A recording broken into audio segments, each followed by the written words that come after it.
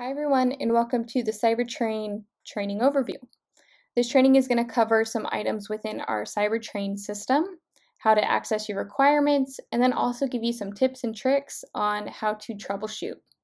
So let's go ahead and get started. I am already logged into our system, and when you log in, this is the home page that will appear. You'll have your message board, and then you'll have reminders and requirements. Now, please note that although you can organize this sector by using these arrows, you will have to complete all these requirements in order for them to go away. So there is a quick access here. So if I wanted to go in and open the eval, I can click right here. It'll take me to a new tab, and then I can complete the eval this way. I'll go in a little bit as to how to complete it the other way, but this is just a quick reference how to access certain requirements that are due on your page. Now you can also organize this on the left-hand side by collapsing all, expanding all, and also marking all as red. Now please note, even if you mark them as red, they will not disappear on your home page. Why? Because they are outstanding requirements. So until you actually complete the requirements, they will stay on your home page just as this did here. Now let's get into how do you change your password? So some of you may have already figured this out, and some of you have already completed this, but just as a little refresher, as soon as you log in, whether you're logging in for the first time with the temporary password they gave you, or if you've logged in and figured out how to change your password, let's go ahead and review that now. So in this bottom sector right here where it says preferences, when you click on that, this is where you can find the option to actually change your password. Now please note, once you click change password and you complete the process, you have to save your changes on this right-hand side. Password saved. We're going to go ahead and now explore the main tab that you all will be using, and that is My Record. So use your mouse, go to the left-hand side. Again, use this arrow to collapse it and expand it. And then you're going to click on My Requirements.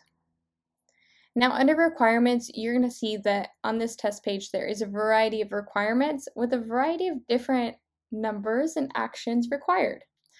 So for all of you, some items to note. The first thing is the name of the requirement that you are supposed to be doing. So you'll find that here on the left-hand side. The next thing is the description. Please note you can't click on the description because when you click on it, it goes away. But you do need to use your mouse to just hover right over that magnifying glass. You can see for the Youth Leader Classroom Management, the description labels as such, the course type, it's a Youth Leader Classroom Management 101 training.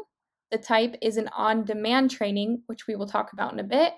And the description states, in this course, staff will learn different strategies to use and keep effective classroom management and create a safe and welcoming environment for students. Now that we've looked over the description, you can see for this specific course, there's no attachments. And then on this right-hand side, you will find the date that it's needed to be due.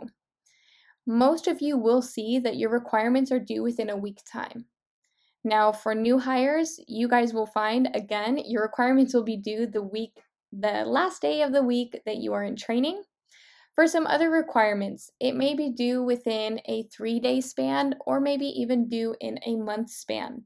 Please just make note that you have to complete all items by this date. Next thing to note is this opt-out sector. Now, opt-out will only be used if you currently have a certificate of completion or certificate of success in the following course. For the most part, the 2 courses or 3 courses that you might have the chance to opt out of are suicide prevention. If you have a 1-year certificate that is still active within suicide prevention, you can choose the opt-out button here. Now, another course is mandated reporting. Again, within our organization, we would like it to be valid within 1 year, and we can discuss what kind of certificate you have within mandated reporting because you may have gotten it from the school district.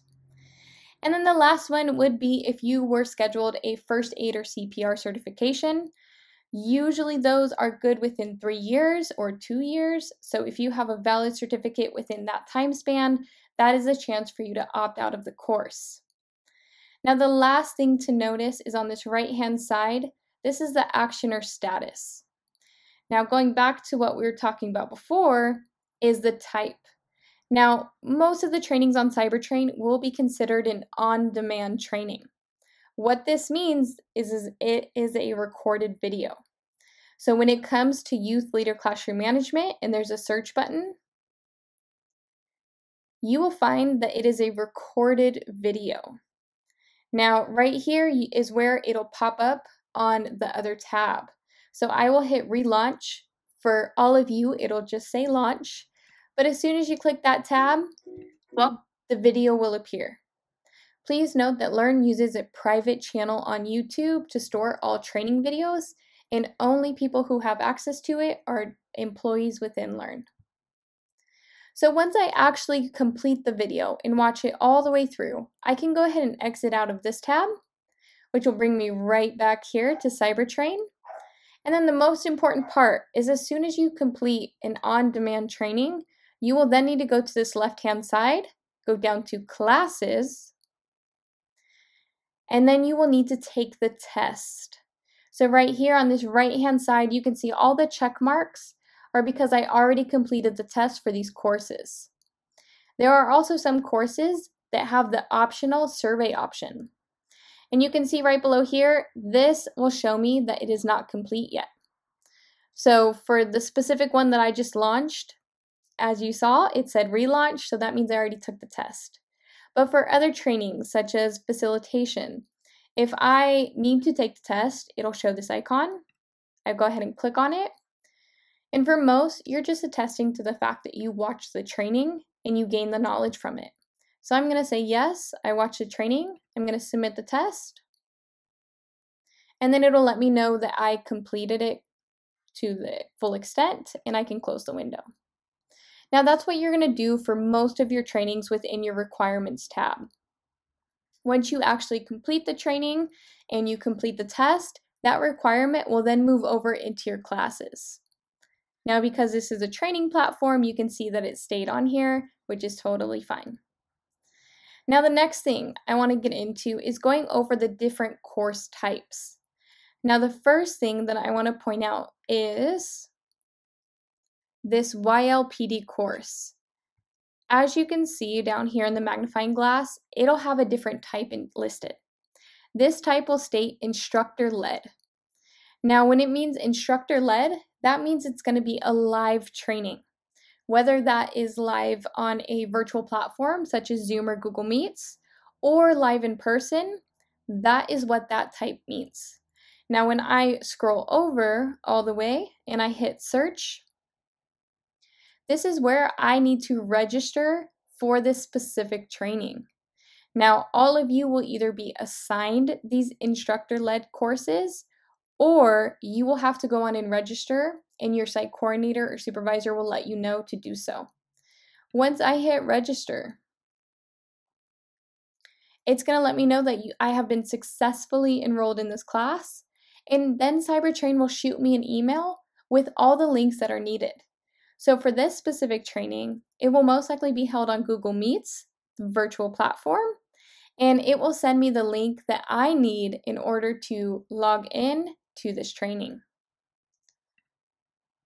Now let's go back. So now that we have enrolled in this in-person training, we have gone through and seen what on-demand training is. We're next going to look at another type or another focus around Cybertrain. So going over, we're going to look at the last type on Cybertrain. This last type is known as on-the-job training. Now, as you can see, this one is titled Zoom Teacher Tutorial. And when I hover over the description, it lets me know that it is an on-the-job training. And the description states, use the 2 links attached to this course to explore the platform Zoom. Step 1 is making an account using the Learn email provided to you. Making an account, referring back to Zoom.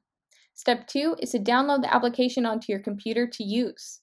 Once both steps are completed, please use the 2 attachments in this course to learn more about Zoom. So that's letting me know that this is an independent work that I need to do. It also let me know that there are attachments.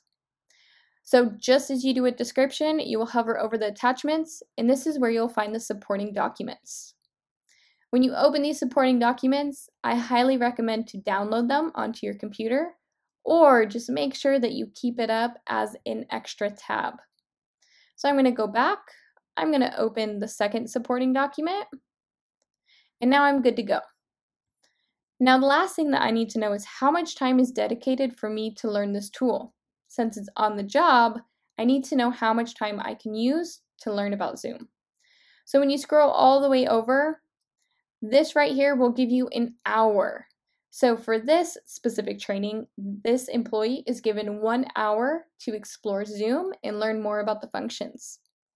Once this is complete, since it's on the job, this employee will let either their training supervisor know that they have completed the 1 hour training with Zoom, or they'll let their site coordinator know that they have completed the 1 hour training with Zoom.